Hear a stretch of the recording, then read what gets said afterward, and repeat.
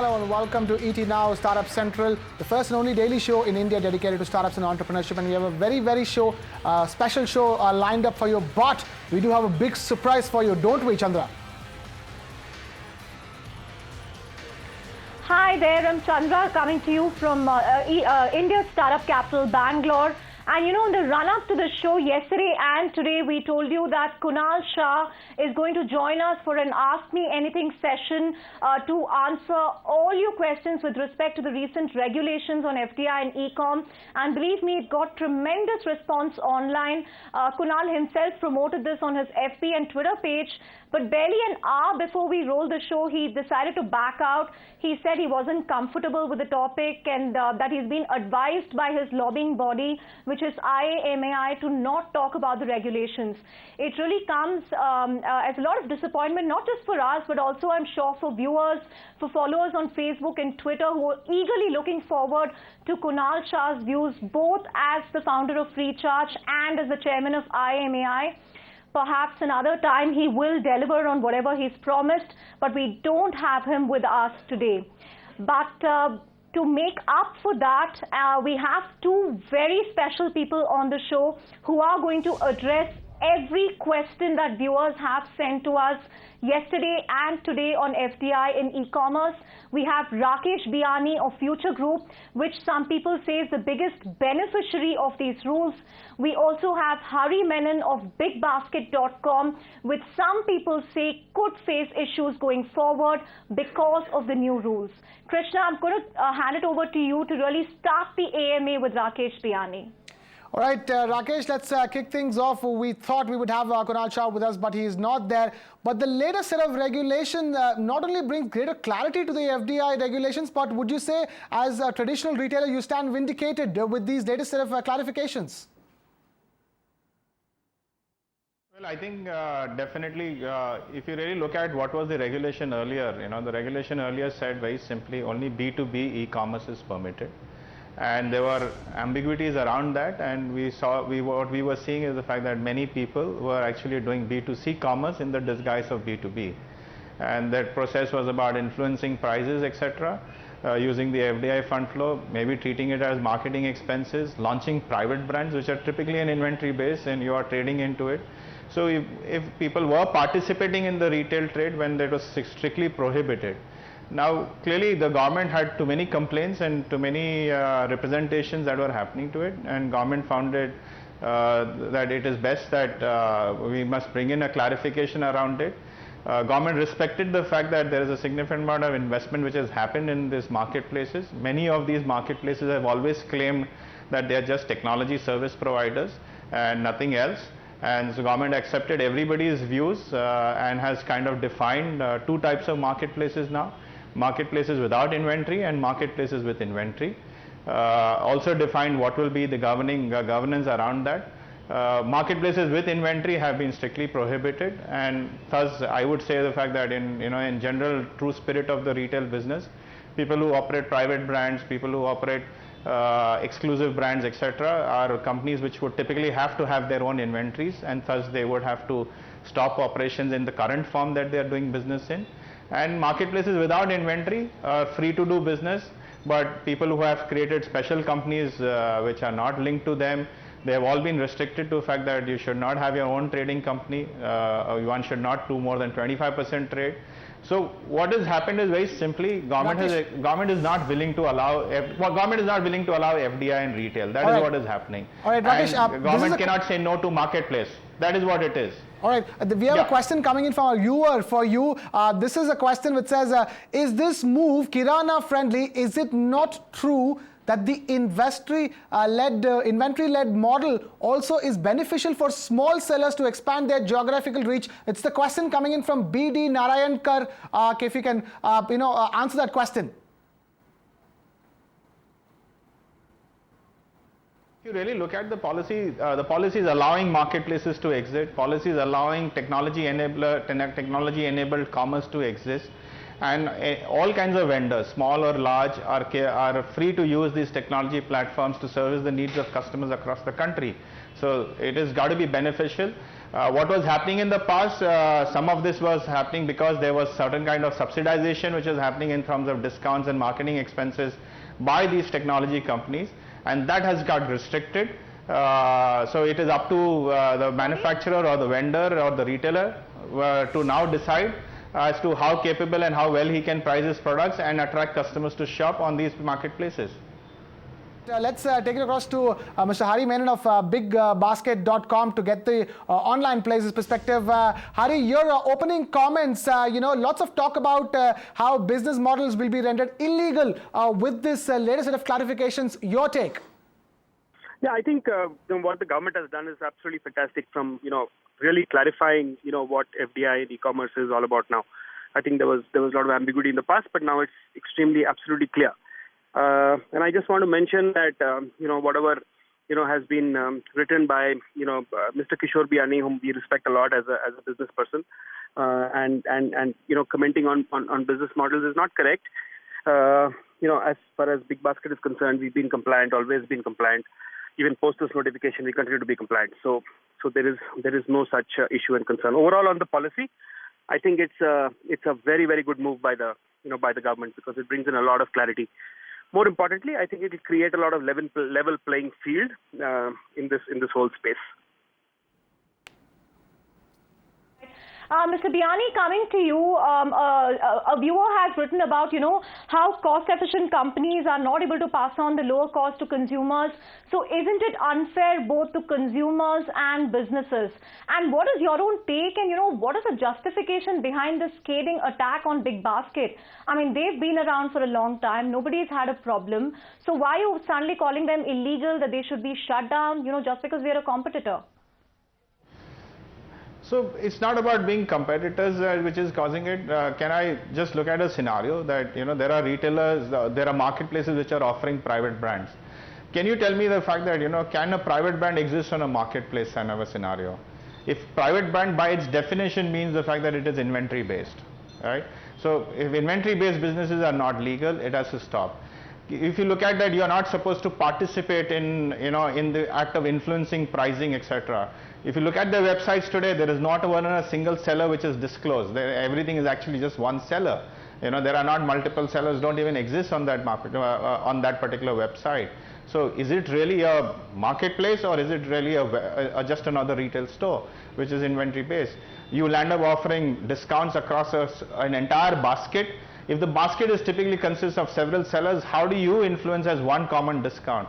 So these are factors which have been considered based on what the model has been visible to us today. Considering that fact, the same scenario exists with, we hear constantly from companies like Myntra saying the fact that we have private brands of our own and the private brand shares has become large. Please tell me, how does a private brand business remain in a marketplace model? Isn't private brand exclusive and inventory based for a retailer? All right, Mr. Biyani, there is another question coming in from a viewer. What exactly is the rationale behind disallowing FDI in the inventory model? That's a question coming in from Nikhil Krishnan. If you can answer that for us. See, what government believes is the fact that an inventory-based model is a trading retail model. Government is not willing to open FDI and multi-brand retail. The government is not willing to do that. I think the stance of this government has been known while they were not in government also. They continue to have maintained the same stance. Now, if that is the stance that you got to operate, and at the same point of respect these companies which have already established a certain sort of commerce business, and all the while they have claimed that they are just technology service providers, the government has accepted their position and has said the fact that as long as you do not hold inventory, which means you do not participate in the act of retail, but just provide technology platform services and also provide ancillary services like logistics, etc., you are free to continue trading in India. At the same point of time, you should not participate in pricing, influencing it directly or indirectly. Now, what is that done is the fact that it's just to ensure the fact that you are not using your foreign funds to create a market for yourself by giving extraordinary discounts, and in the process impacting the business otherwise, because the brick and mortar retail and the general retail is not allowed to bring in FDI today. Now, if that is the stance that the government is continuing, all channels should follow the same stance. All right. All right, I'm just going to take that to Mr. Hari Menon of BigBasket.com. I'm sure you're hearing what Mr. Rakesh Biyani is saying. What is your take? This whole, delivery inventory-based model being disallowed because of these new set of regulations. Because, as Mr. Biyani was just saying, you're using foreign funds to do heavy discounting for Indian consumers over here. Is that fair? Yeah, so we don't fall into that discounting category. I think we need to distinguish people who really use discounting heavily as methods to gain customers versus people who don't. So we don't fall under that category of discounting. So I just want to stay away from this whole discussion on discounting because that doesn't apply to us. That's one. Second is I think I can't explain it right now, but there needs to be clarity between inventory-led models on marketplaces and inventory-led models on non-marketplaces. I think there is the policy is very clear on both these, right? And so I think that understanding needs to be clear, and it's not that inventory-led models are not allowed and to exist. So there is a lot of clarity required. All I want to say is that people who operate must operate as per the law, and you need to comply by the law. And BigBasket has always complied by the law and will continue to comply by the by the spirit of what FDI needs. So there's no issue. We are not part of the discounting game, so it doesn't apply to us. Right. This is turning out to be an interesting confrontation between BigBasket and Biyani, and I'm glad they're doing it on this platform. They haven't done this before. But Mr. Hari Menon, I have a viewer question coming for you, and this is from Jashid NK. He says, are these norms just about making the unofficial official, and were online marketplaces better off without this clarification? What would you say to that? No, I didn't really understand the question. I mean, online marketplaces, have existed. It's just that the government has made this very clear in terms of what a marketplace is, right? BigBasket doesn't operate as a marketplace. That's the first thing that I want to say, and hence, I don't think I have enough time to explain, what the model is. So what the government has done right now is really brought in a lot of clarity as far as what marketplaces are, and defined that extremely well. And define what they should be doing and what they shouldn't be doing. And in the process, I think they've created, will create a level playing field for everybody. So that's really what the policy has done. And I think and I keep repeating, I think it's a very, very good thing that's happened. All right, I'm just going to take this discussion back to Mr. Rakesh Biyani. Then this is another query that's coming. All right, Rakesh, I see a smile on your face and you want to come in. Please go ahead, talk. So I just wonder, when Mr. Menon says that BigBasket is not a marketplace, and if it's not a marketplace, it's not a B2B business. If it is a B2C business, and if it is funded by FDI, how does BigBasket continue to do business in India as a B2C business, which is kind of a retail business where FDI is prohibited? In fact, prior to this policy, all FDI and B2C businesses is completely prohibited in multi-brand space. Yeah. Right. So I think what you need to understand is the fact that there were always regulations in this country. The regulation was very simple, that B2C business was prohibited in e-commerce. B2C business was prohibited in e-commerce is the word coming in from Rakesh Biyani. Mr. Hari Menon, I'd like you to respond to that. He's absolutely right that B2C business, a B2C business, that a company that sells directly to customers can't get any FDI, and he's absolutely right. And everybody who's been doing business here has complied by it, so there's no issue. So that's what I'm saying. I think understanding the model is important. So I think so it's and as I said, there's not enough time to explain what the model is, and what Rakesh is saying is correct. That you can't get FDI in a business that sells directly to customers. In an inventory-led model, he's right, and that's not what people are doing. Rakesh, I'm sure you heard Hari Menon over there. He's agreeing with you. Then what is the way forward from here on? Then I think. See, what I'm saying is the fact that while he's agreeing with me, at the same point in time he's unable to explain what real model that BigBasket is following. So I think for the timing we'll have to just leave it at that. Okay. As and when he shares with us what is the real model that they follow. All right. It would be good. That's the only way it can get clarity. Maybe we can go to the next question till then. All right. One last question from a viewer to wrap this up. All right, Chandra, go ahead. Yeah. Krishna, I think the bigger question that every viewer has asked about is, are cashbacks going to suffer? Are discounts going to suffer? Will people still shop online if they can just get the same price at a brick and mortar store? I want to take this to both Rakesh Biyani and Hari Menon on the larger casualty, which is the discounts that VCs have subsidized, which PE money, which hedge funds have funded. Is that going to go away?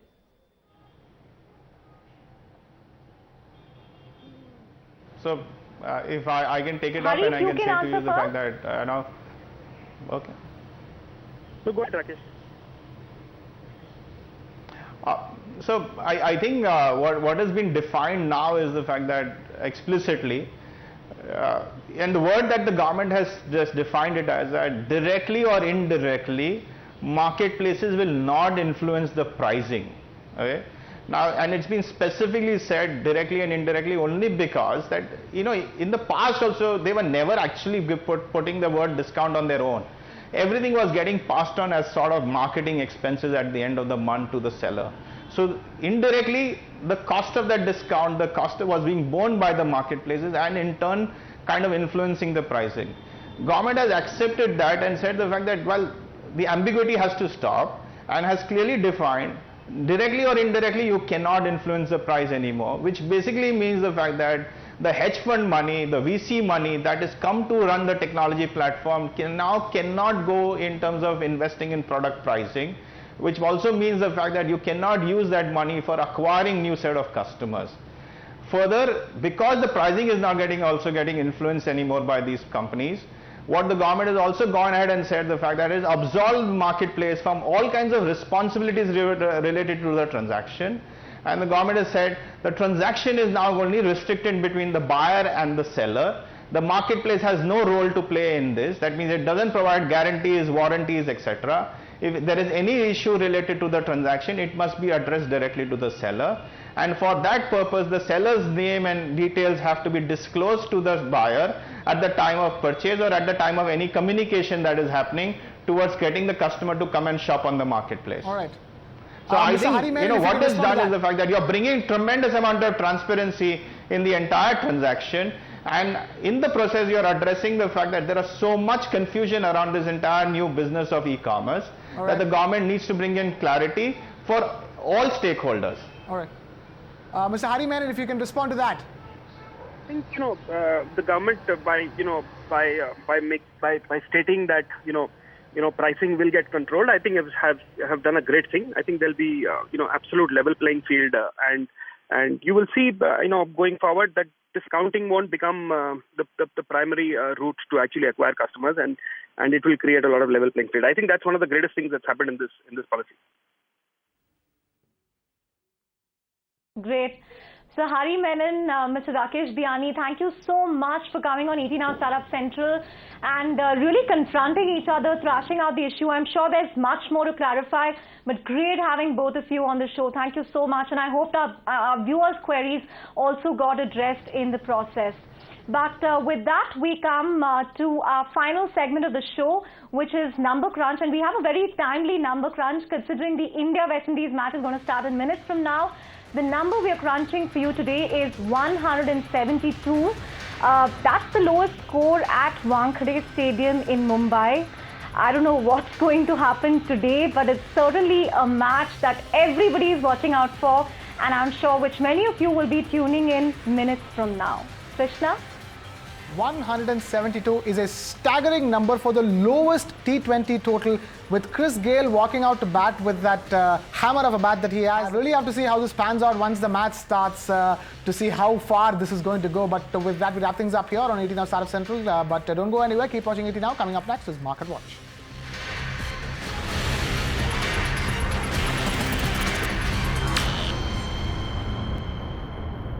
Find us on Facebook at facebook.com/ETNow, and don't forget to click the like button. You can also follow us on Twitter at ETNowLive. To stay updated with all our programming, hit the subscribe button on our YouTube channel by logging on to youtube.com/user/ETNow.